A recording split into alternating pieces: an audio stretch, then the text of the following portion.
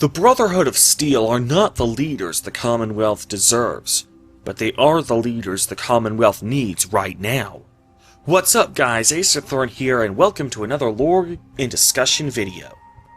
The Brotherhood of Steel are not the ideal faction for a better tomorrow, not by a long shot. They are totalitarian.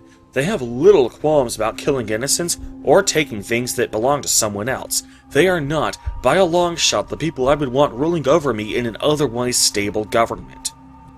As I stated before in a video about the Minutemen, the best hope for the Commonwealth is actually the Commonwealth Provisional Government, not any of the factions we can join or interact with in the game. However, the CPG will not happen overnight. The settlements of the Commonwealth already tried once to establish the CPG, but the Institute sabotaged their efforts. Of course, that's Nick Valentine's version of events. The Institute themselves believe that the CPG imploded in on itself, and their synth representative just happened to be the last man standing when it all went to shit. Either way you want to look at it, the political climate in the Commonwealth is simply too volatile as of the events of Fallout 4 for any real progress towards a stable government to be made. To rebuild civilization, it's not a simple matter of just congregating and deciding on a constitution. The ideal of the CPG is certainly a goal worth working towards, but getting there is a multi-step process. We can't just go from A to C. We have to go to B first, and then go to C. A is the apocalypse, that's where we are now. C is the Commonwealth Provisional Government, which is where we ultimately want to end up, and B is the Brotherhood of Steel, the midway point that will ultimately take the Commonwealth within arm's reach of Step C. As I said a moment ago, the primary obstacle the Commonwealth currently faces to creating the CPG is its current state of political instability. Therefore, the first step to creating the CPG is to stabilize the area. We need to get people to stop killing each other for long enough for a CPG Constitutional Convention to actually get completed. In other words, we need to establish and maintain order in the Commonwealth, and the Brotherhood of Steel are the best option for such a purpose. The Railroad isn't interested in establishing order of any kind. All they care about is liberating synths from the Institute. For all they care, the human settlers can still live in fear of raiders, gunners, and super mutants. Hell, they probably don't even care if synths themselves get torn apart by Deathclaws and super mutants, as long as they get to live a life of freedom up to that point. Now, that's not an attack on the Railroad's agendas or morality. Whether you believe the Railroad is justified in their pursuit of synth freedom is a totally separate question from that which I seek to answer today. I am simply making the purely objective and neutral observation that the Railroad's mission is not to re-establish civilization. As such, they are not even a candidate when deciding who is the best option for such an agenda. The Institute, by contrast, is indeed dedicated to creating a better future, or at least they claim outwardly to be so. However, their plans for a better future only extend to themselves. They had given up long ago on helping the people of the surface, claiming that the surface dwellers' failure to enact a constitution for the CPG was proof that they were incorrigible.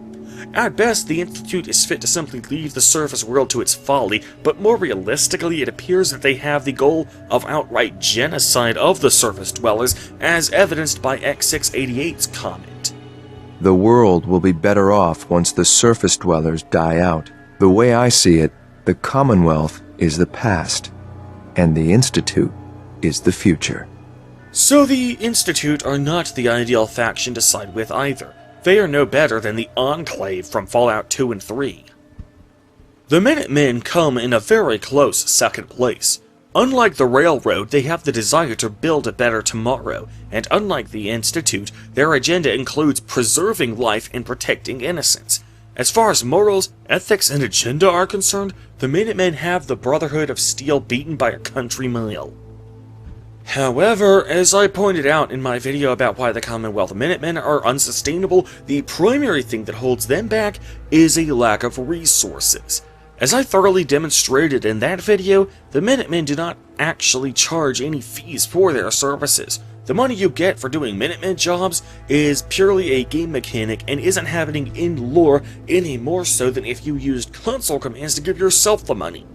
If the Minutemen had the resources at their disposal that the Institute or Brotherhood of Steel have, they would undoubtedly be the best faction to side with in pursuit of a better tomorrow. But alas, that's not what Fallout is about. Fallout is more about the tough decisions. It's about there not actually being any definitive right or wrong answer.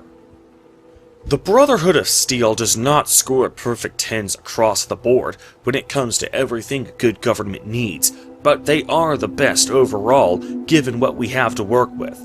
They spent the past 200 years hoarding resources from all over the continental USA. When it comes to the amount of resources they have in reserve, the Brotherhood of Steel simply cannot be rivaled by anyone else in the entire Fallout universe. Imagine entering settlement mode and using console commands to give yourself thousands of shipments of each type of resource, enabling you to build as many walls, beds, generators, crops, and water purifiers as you want without any limitations. That's basically what the Brotherhood of Steel is like when it comes to resources.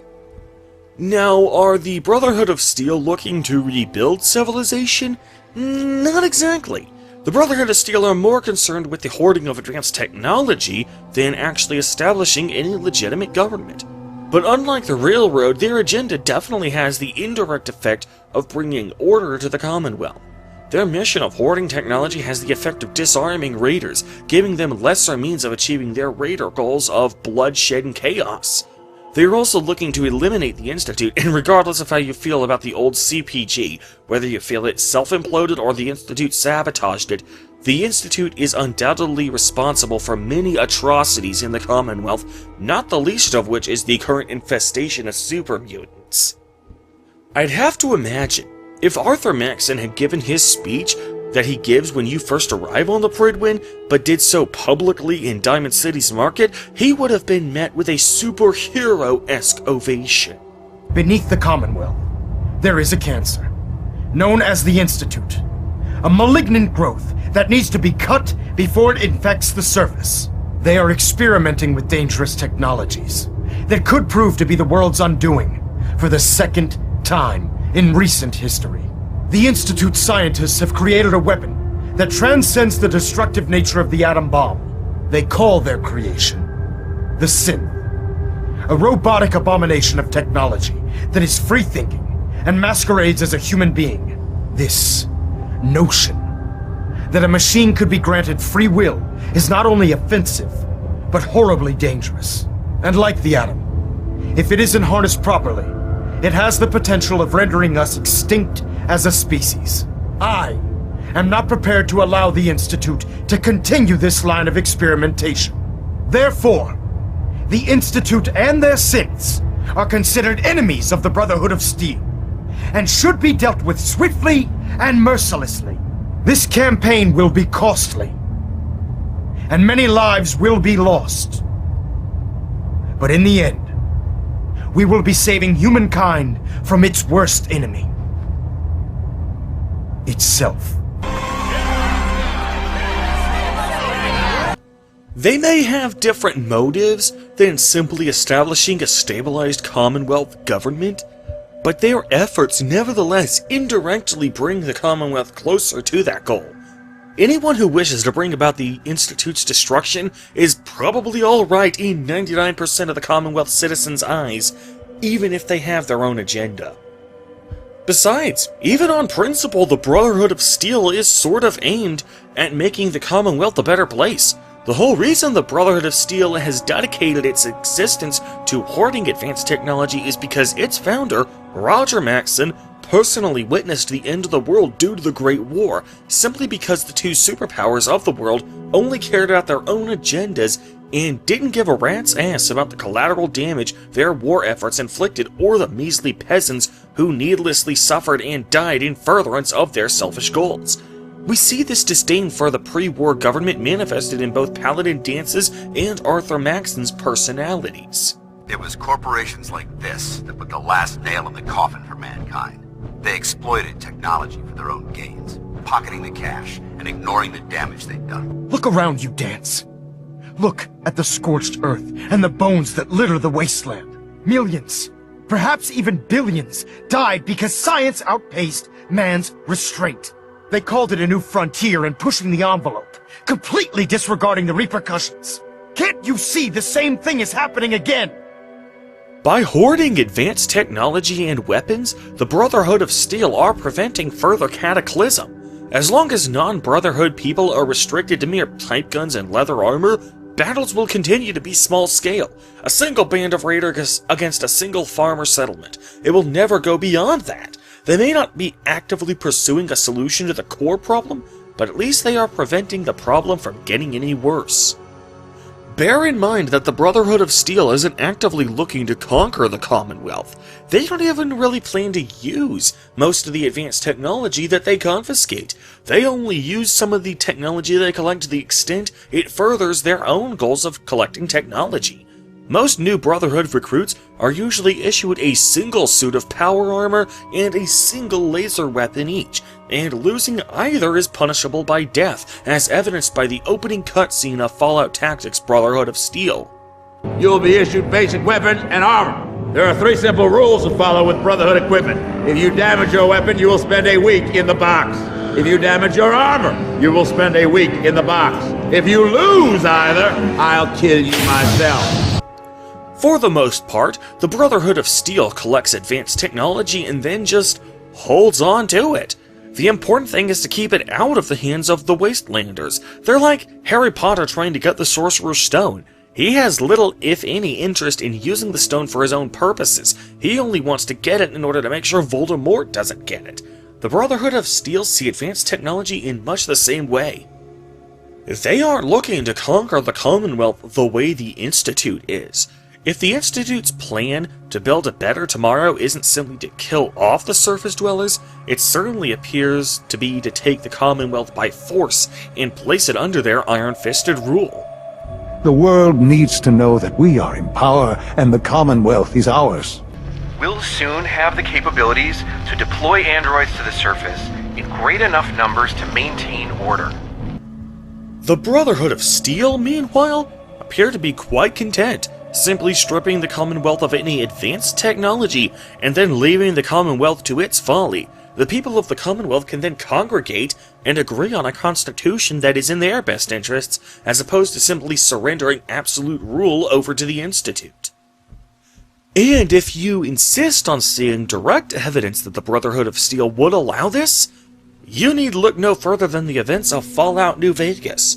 The Brotherhood of Steel is at war with the New California Republic as of the events of that game, because their agendas have come into conflict with one another. However, there is no indication that the Brotherhood ever tried to stop the NCR from coming into existence in the first place.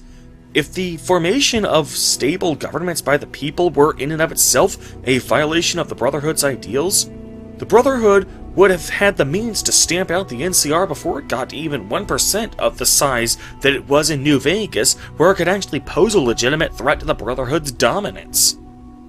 For my last section of this video, I'd like to address something that isn't directly tied to their ability to restore order or create a stabilized government, but which is nevertheless an elephant in the room that has to be addressed.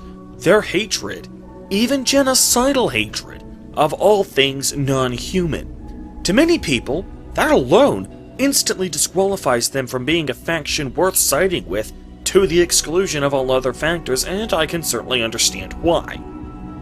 However, while some may argue that their hatred of these things is taken to the extreme, and you would be absolutely justified in feeling that way, I'd like to take a moment to make at least the slightest argument in their defense in this case. The Brotherhood's hatred of all sentient beings that are non-human can be justified when you begin to understand the danger that non-human sentient beings inherently pose. Even if they aren't actively trying to kill you at the moment, most non-human creatures are subject to bouts of violence without warning or provocation. Not all ghouls are feral, sure, but it is a well-documented phenomenon that regular ghouls can still go feral. I think this is it. I can't go any further. I can feel it taking me.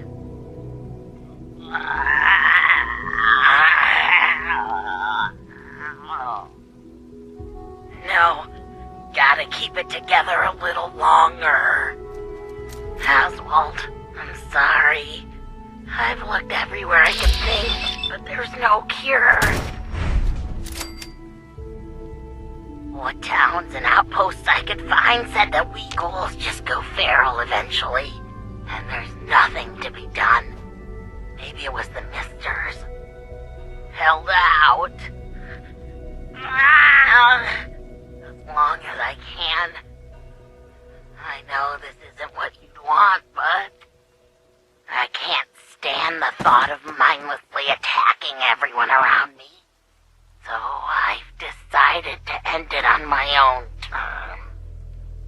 I don't know why it hasn't affected you the same, but if you still held it together, I want you to move on. Leave Nuka World. You can still make a life out there. It's not all as bad as we thought. I love you, Oz. We know this from Rachel's holotape, added by the Nuka World DLC, where we can literally hear her going feral in real time. Now granted, her statement that all ghouls go feral eventually is largely uncorroborated. We clearly see plenty of ghouls from the first generation of ghouls, those who were ghoulified by the bombs of the Great War, like Daisy or the Vault-Tec representative, who haven't gone feral yet. But even if we accept that not all ghouls go feral, we honestly have no way of knowing which ghouls go feral and which don't. Each ghoul is a potential feral threat. There is no known cure for feral ghoulism, and as we clearly hear on Rachel's holotape, a ghoul can go from fully in control of their actions to completely feral in a matter of minutes. Now, it's true that there was one incident in Diamond City where a ghoul turned feral and someone got hurt. Honestly, at that point, isn't the Brotherhood's suspicion and lack of trust in ghouls even a little bit justifiable? Now I know what some of you are thinking. Maybe being a bit cautious around ghouls may be justified, but outright genocide of them? How is that even arguably okay? To that I say, at what point in the entirety of Fallout 4 does the Brotherhood of Steel ever go out and kill any non-feral ghouls unprovoked?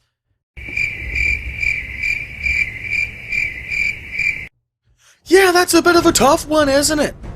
Oh, there are Radiant quests we can get from the Brotherhood of Steel to kill feral ghouls, but I can't recall a single instance when Elder Maxson, or anyone else for that matter, ever ordered us to kill a non-feral ghoul just on the possibility that it could attack us. In fact, Paladin Dance even commends the slug for its agricultural achievements. The civilian is trying the best that he can to survive, and I applaud him. Yes, it's a clever use of pre-war architecture. I'll have to make a note. So clearly, the Brotherhood are not killing ghouls until they turn feral, and at that point, their actions are entirely justified. For non-feral ghouls, however, the Brotherhood of Steel is cautious around them, like if you bring Hancock aboard the Pridwin, but they never fire the first shot. But then we have the synths. Unlike ghouls, the Brotherhood of Steel marks synth execution regardless whether the individual synth has done anything wrong. However, unlike feral ghouls, synths have a variety of disadvantages that make them even arguably more dangerous than ghouls. The first is that they can turn even faster than feral ghouls can. We know this from the broken mask incident of Diamond City. The synth prototype that attacked Diamond City was happily eating food 1 minute. Then his eyes started twitching, and next thing you know, he's shooting people dead left, right, and center. From what we read in Piper's written recollection of the incident, the transformation seems to have happened in seconds, not minutes, and the people of Diamond City were completely caught unawares. You're a single bomb in an arsenal of thousands, preparing to lay waste to what's left of mankind. You're comparing Dance to a nuclear bomb. This machine might not be a bomb, but its goal is exactly the same. Place it where you want the damage done, and when you least expect it, it delivers a lethal blow without warning and without mercy. A precision strike delivered right at the heart of the enemy. Speaking of being caught unawares, that's the next disadvantage. Synths can pass for humans. This is great for the Institute, as this enables synths to be more effective spies, but bad for literally anyone else. At least with a ghoul, you can identify them on sight and be on your guard if they display any signs of going feral. Third, unlike feral ghouls who are purely forces of nature, synths are created by the Institute for the specific purpose of being weaponized. Even if a synth escapes the Institute's bondage, is there any guarantee that they still won't snap and make another Broken Mask incident? When it is in their nature to be instruments of destruction and terror, it's understandably difficult to trust them to be anything but that. Compare that to natural humans. Yes, humans can be homicidal maniacs. Yes, humans can become raiders just as synths such as B592, aka Gabriel, can become raiders. But they aren't going to suddenly make a complete 180 and start displaying the complete opposite personality that they have displayed for years overnight. I mean, imagine if Knight Reese or Scribe Halen were standing in file like normal 1 minute and then just spontaneously started opening fire on their comrades, displaying years of slowly earning their comrades' trust and companionship. Sure, Scribe Halen has a holotape where she expresses resentment over the Brotherhood's shoot first, ask questions later philosophy, but getting her to betray the Brotherhood would still be a slow process, one that would require a lot of persuasion and a lot of showing her objective evidence. With natural humans, you're not going to just send out a silent, invisible radio frequency and suddenly make them lose control of their actions and start involuntarily attacking people.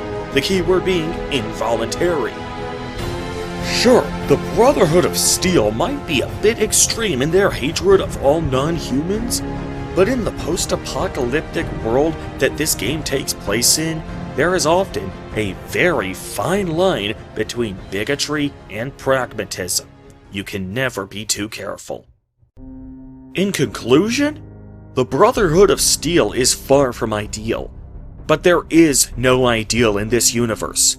Before we can enact a constitution for a new, stabilized government, we must first restore order in the Commonwealth long enough that a constitutional convention could work. Of all the joinable factions in this game, the Brotherhood of Steel are the best hope for doing so. They have the best chance of restoring order because they have the most resources.